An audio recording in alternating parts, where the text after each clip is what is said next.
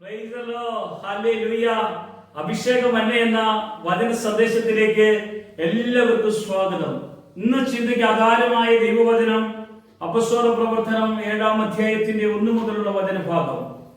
അപ്പസ്തോലന്മാരുടെ കൂട്ടായ്മ അനുഭവത്തിൽ അപ്പസ്തോലന്മാരോട് കൂടെ ദൈവസഭയുടെ വലിയൊരു പ്രാർത്ഥനാ കൂട്ടായ്മയുടെ ഇടയിൽ 6-1 മുതലുള്ള വചനഭാഗം പറയുകയാണ്. ആ കാലത്ത് ശിഷ്യന്മാർ പെരുകി വരുമ്പോൾ തങ്ങളുടെ വിധവമാരെ ദിനം പ്രതിയുള്ള ശുശ്രൂഷയിൽ ഉപേക്ഷയായി വിചാരിക്കുന്നുവെന്ന് ഗ്രീക്ക് ഭാഷക്കാർ ഹെബ്രായ ഭാഷക്കാരുടെ നേരെ പിറുവിറുത്തു.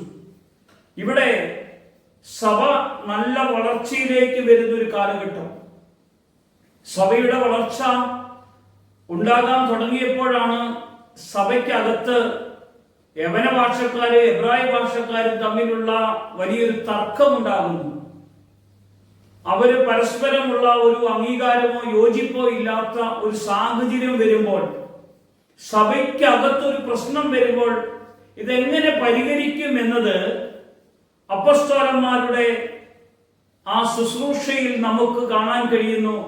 സഭയ്ക്കുണ്ടായ പ്രശ്നം എങ്ങനെ പരിഹരിക്കണം അവർ ചെയ്തത്. 2-ാമത്തെ വചനഭാഗത്ത് ഇങ്ങനെയാണ്: പന്തിരുവർ ശിഷ്യന്മാരുടെ കൂട്ടത്തെ വിളിച്ചു വരുത്തി, ഞങ്ങൾ ദൈവവചനം ഉപേക്ഷിച്ച് ഭക്ഷണമേശകളിൽ ശുശ്രൂഷ ചെയ്യുന്നത് യോഗ്യമല്ല. കാരണം ഭക്ഷണമേശയിലുള്ള ഒരു പ്രശ്നമാണെന്ന് അപ്പസ്തോല പ്രവർത്തനത്തിൽ അപ്പസ്തോലന്മാർ വിളിച്ചു കൂട്ടിയപ്പോൾ തന്നെ കാര്യങ്ങൾ മനസ്സിലായി. അപ്പസ്തോലന്മാരുടെ ശുശ്രൂഷ എന്തായിരുന്നു? ദൈവവചനം പ്രസംഗിക്കുക എന്നതായിരുന്നു.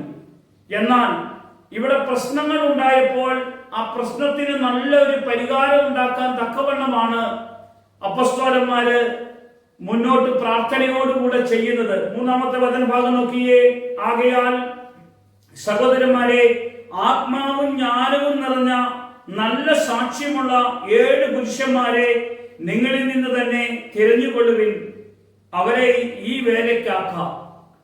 പ്രശ്നത്തിന് പരിഹാരം ഉണ്ടാക്കുന്നത് എങ്ങനെയായിരുന്നു? സാധാരണ പ്രശ്നത്തിന് പരിഹാരം ഉണ്ടാക്കുന്നത് എന്തെങ്കിലും കഴിവും അറിവും ഉള്ളവരെ ആയിരുന്നു പ്രശ്ന പരിഹാരത്തിന് ഉപയോഗിക്കുന്നത്. അപ്പസ്തോലന്മാർ അങ്ങനെയല്ല, ആത്മാവും ജ്ഞാനവും ഉള്ളവരെ തെരഞ്ഞെടുത്തു. ആത്മാവും ജ്ഞാനവും ഉള്ളവർ തെരഞ്ഞെടുക്കപ്പെടുത്തതിന് ശേഷമുണ്ടെങ്കിലോ അവിടെയുള്ള ദൈവപ്രവൃത്തി നമുക്ക് കാണാൻ കഴിയും. അവരെ തെരഞ്ഞെടുത്തു, അവരെ ആ വേലയ്ക്ക് വേണ്ടി വേർതിരിച്ചു. 4-ാമത്തെ വചനഭാഗം നമുക്ക് കാണാം: ഞങ്ങളോ പ്രാർത്ഥനയിലും വചന ശുശ്രൂഷയിലും ഉറ്റിരിക്കുമെന്ന് പറഞ്ഞു. ഈ വാക്ക് കൂട്ടത്തിനൊക്കെയും ബോധ്യമായി. കാരണം അങ്ങനെ 7 പേരെ അപ്പസ്തോലന്മാർ തെരഞ്ഞെടുത്തിട്ട് 6-ാമത്തെ വചനഭാഗം അവരെ അപ്പസ്തോലന്മാരുടെ മുമ്പാകെ നിർത്തി അവർ പ്രാർത്ഥിച്ചു, അവരുടെ മേൽ കൈവച്ചു, ദൈവവചനം വ്യാപിച്ചു. പ്രിയമുള്ളവരെ, ഇവിടെയാണ് നമുക്ക് കാണുന്നത് സഭ ഒരു പ്രതിസന്ധിയിലേക്ക് വന്നപ്പോൾ അപ്പസ്തോലന്മാര് ശിഷ്യന്മാരുടെ കൂട്ടത്തെ മുഴുവൻ വിളിച്ചു വരുത്തിയിട്ട് പറഞ്ഞു, ആത്മാവും ജ്ഞാനവുമുള്ള 7 പേരെ തെരഞ്ഞെടുത്ത് മേശയിലുള്ള ശുശ്രൂഷയ്ക്ക് വേണ്ടി അവരെ ആക്കാൻ പോവുകയാണ്. എല്ലാവർക്കും ബോധ്യമായി. അതുപോലെ ചെയ്തു കഴിഞ്ഞപ്പോൾ 7-ാമത്തെ വചനഭാഗത്ത് ഇങ്ങനെ പറയുകയാണ്: ദൈവവചനം വ്യാപിച്ചു. പ്രശ്നത്തിന് പരിഹാരമുണ്ടായപ്പോൾ സഭയ്ക്ക് വളർച്ചയുണ്ടാകാൻ ഇടവന്നു. അത് കഴിഞ്ഞോ യെരൂശലേമിൽ ശിഷ്യന്മാരുടെ എണ്ണവും ഏറ്റവും പെരുകി. പുരോഹിതന്മാരിലും വലിയൊരു കൂട്ടം വിശ്വാസത്തിന് അധീരരായി തീർന്നു. ഹല്ലേലൂയ. ഇവിടെയാ ദൈവത്തിന്റെ വലിയ ഇടപെടൽ ഉണ്ടാകുന്നത് നമുക്ക് കാണാൻ കഴിയുന്നത്.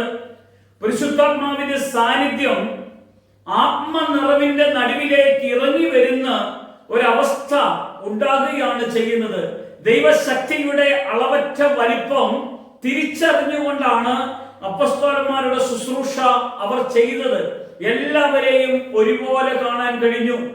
ഹെബ്രായ ഭാഷക്കാരാകട്ടെ, ഗ്രീക്ക് ഭാഷക്കാരാകട്ടെ, ഈ ഏത് വിഭാഗത്തിൽപ്പെട്ട മനുഷ്യനെയും ഒരുപോലെ കാണുവാനും അവരെ ശുശ്രൂഷിക്കുവാനും ആത്മാവും ജ്ഞാനവും ഉള്ളവരെ തിരഞ്ഞെടുത്തു കഴിഞ്ഞപ്പോൾ സഭയ്ക്ക് വലിയ വളർച്ചയുണ്ടായി.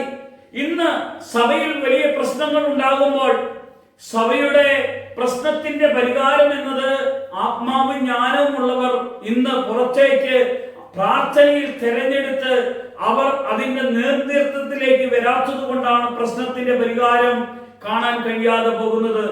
പ്രിയമുള്ളവരെ, ഇപ്പോൾ നമ്മുടെ വീട്ടിലാകട്ടെ, നമ്മുടെ സമൂഹത്തിലാകട്ടെ, എവിടെയാണെങ്കിലും പ്രശ്നത്തിന് പരിഹാരം ഉണ്ടാക്കാൻ കഴിയുന്ന, പ്രാർത്ഥിക്കുന്ന, ജ്ഞാനമുള്ള, ആത്മാവിന്റെ സാന്നിധ്യം അനുഭവിക്കുന്നവരുണ്ടോ? ഉണ്ടെങ്കിൽ അവിടെ ദൈവശക്തിയുടെ അനുഭവം ഉണ്ടാകുന്നു. ഇന്ന് ഈ വചനം കേൾക്കുന്നവരിലേക്ക് ഒരു നിമിഷം നമുക്ക് പ്രാർത്ഥിക്കാം. കർത്താവേ, നിന്റെ ശക്തി കർത്താവെ ഇപ്പോൾ കടന്നു വരത്തക്ക വിധം അവിടുത്തെ സാന്നിധ്യത്തിനായിട്ടാണ് പ്രാർത്ഥിക്കുന്നത്. ആത്മാവും ജ്ഞാനവും നിറഞ്ഞവരായി ഞങ്ങൾ വീടുകളിൽ, ഞങ്ങളുടെ ശുശ്രൂഷകളിൽ, ഞങ്ങളുടെ പ്രാർത്ഥനകളിലെല്ലാം ആയിരിക്കുവാൻ നീ ഇടയാക്കണമെന്ന് പ്രാർത്ഥിക്കുന്ന കർത്താവേ, പ്രശ്നങ്ങൾ ഉള്ളതിന്റെ നടുവിലേക്ക് പ്രശ്നത്തിന്റെ പരിഹാരമായി തീരത്തക്ക വിധം എന്റെ കർത്താവിന്റെ സാന്നിധ്യം ഇറങ്ങിച്ചെല്ലട്ടെ. ഈ വചനം കേൾക്കുന്ന എല്ലാവരുടെ മേലും ദൈവശക്തി വെളിപ്പെടട്ടെ. യേശുവിന്റെ നാമത്തിൽ തന്നെ. ആമേൻ.